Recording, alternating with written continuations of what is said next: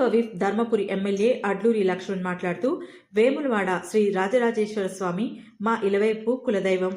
ఆరుద్ర నక్షత్రం పౌర్ణమి సోమవారం స్వామివారిని దర్శించుకున్నాం.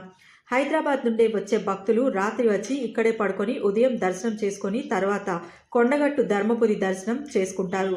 దీనిని టూరిజం కారిడార్గా ప్రకటించాలి. కేంద్ర ప్రభుత్వం నుండి పెద్ద ఎత్తున నిధులు తీసుకొచ్చే విధంగా రాష్ట్ర ప్రభుత్వం చొరవ తీసుకోవాలన్నారు. ఆర్థికంగా దేవునికి సహకరించండి. ఒక పేదలు అన్నం తినేటప్పుడు రెండింటికే తృప్తి మనిషి. ఒకటి అన్నం, ఒకటి నీళ్లు. భూమి 1000 ఎకరాలు ఇస్తే కూడా బాబు అనుకుంటాడు, నాకు ఒక 10 ఎకరాలు ఇంకొక ఇస్తే బాగుండు కదా అనుకుంటాడు. ఎవరు తృప్తి ఏ అంశంలో లేదు. ఒక భోజనము, ఒక నీళ్లు తప్ప ఇంకొక అంశం మీద లేదు.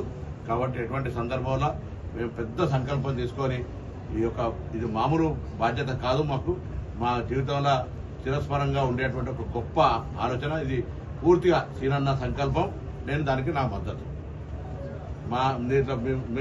నేనేమంటాను, జోడెట్లలాగా దానికి సంబంధించి ఎక్కడ కూడా నేను తన అనేటువంటి భావంగా ఏం లేదు. ఇది రాజరాజేశ్వర స్వామి గొప్ప. కాబట్టి ఆ రాజరాజేశ్వర స్వామికి సంబంధించి ఈ కార్యక్రమం విజయవంతం కావాలి. మీ అందరూ కూడా సహకరించండి.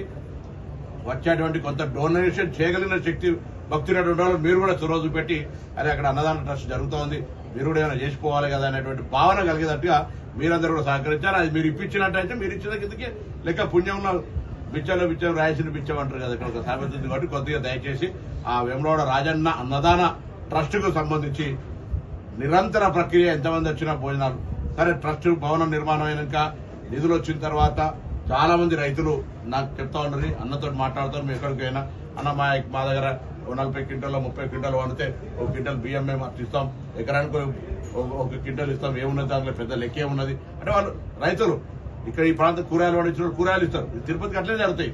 పాలు పండించడం అన్ని రకాల మొక్కుకొని దేవుడు సల్లంగా చూస్తే వాళ్ళు దేవునికి దానం చేయడానికి, నలుగురు పేదోళ్ళు అన్నం తినడానికి, ఇక్కడికి వచ్చిన భక్తులు అన్నం తినడానికి ఎవరు కూడా దెర్ ఇస్ నో పాలిటిక్స్. అన్ని పార్టీలలో ఎవరెవరు ఆర్థికంగా ఉన్నారో అందరూ కూడా వాళ్ళు, నేను చెప్తే కొంతమంది తెలివి ఉంటుంది, కొంతమంది సమయం ఉంటుంది, కొంతమంది డబ్బు ఉంటుంది. వాళ్ళు అవన్నీ ఇక్కడ ఈ దేవాలయ నిర్మాణానికి వెచ్చిస్తే అందరం కూడా సంతోషం.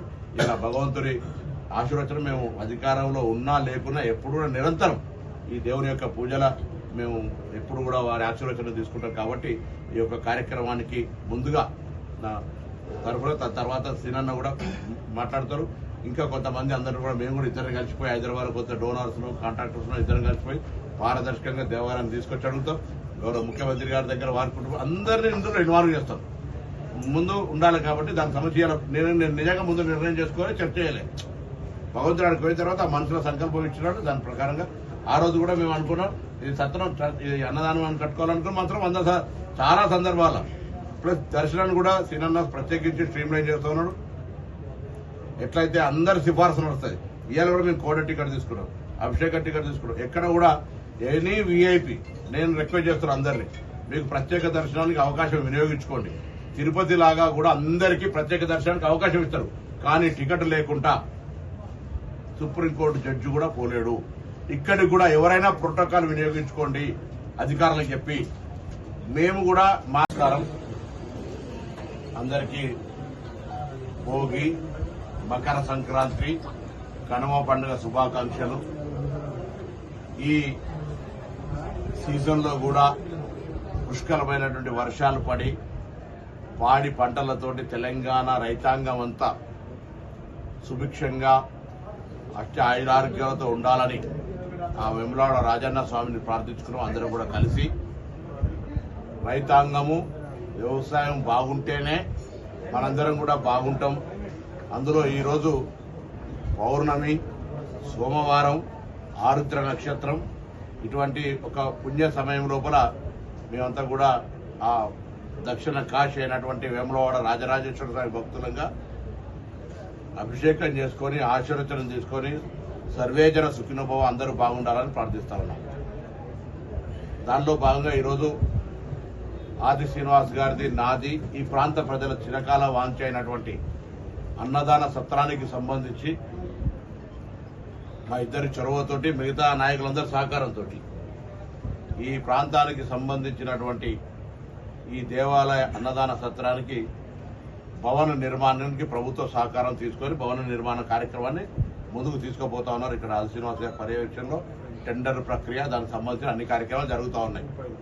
35 కోట్ల రూపాయలు అది భవన నిర్మాణానికి.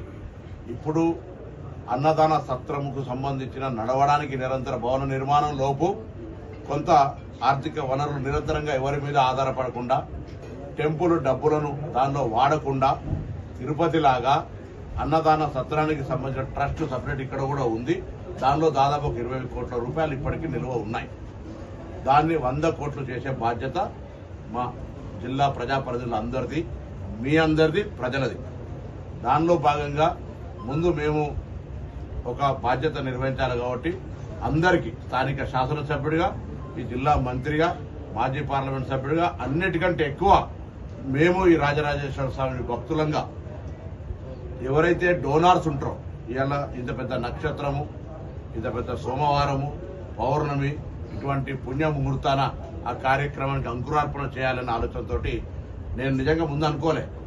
భగవంతుడి దగ్గరికి అయినప్పుడు సన్నిధులు అనుకున్నాను, స్టార్ట్ చేస్తే అయిపోతుంది కదా, అన్నదానానికి సంబంధించి 100 కోట్ల రూపాయలు జమ కావాలి కదా, ఒక ప్రారంభం చేస్తే ఇప్పుడున్నటువంటి ఈ యొక్క కార్యక్రమం సందర్భంగా శివరాత్రి సందర్భంగా కూడా భక్తులు వచ్చేటప్పుడు కొంత దాన్ని డిస్ప్లే చేసి ప్రత్యేక కౌంటర్ పెట్టి ఈ అన్నదాన సత్రానికి సంబంధించినటువంటి డోనార్స్ దగ్గర నుంచి విరాళాలు ఇవ్వమని అడుగుతాను. అధికారికంగా దేవస్థానం పేరు మీద బ్యాంక్ అకౌంట్ సంబంధించి పూర్తి రసీదు పొంది ఎక్కడ మధ్య దళాలు ఎవడైనా అటువంటి తప్పులు జరగకుండా స్పష్టంగా దేవాలయంలో మాత్రమే ఇవ్వని కోరుతాను.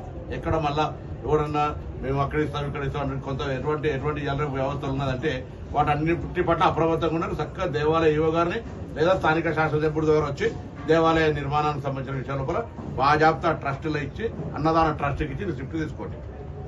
నేరుగా ఇది 13 నెలల శాసనసభ్యుడు కలిసి నెలకు 3 లక్షల రూపాయలు శాలరీ వస్తుంది. 13 లక్షల రూపాయలు మా ఇంట్లో మేము 3 అన్నదమ్ములు 2 అక్కజేయాలి 5 పేరు మీద ఆ మనిషికి 5 లక్షల రూపాయల చొప్పున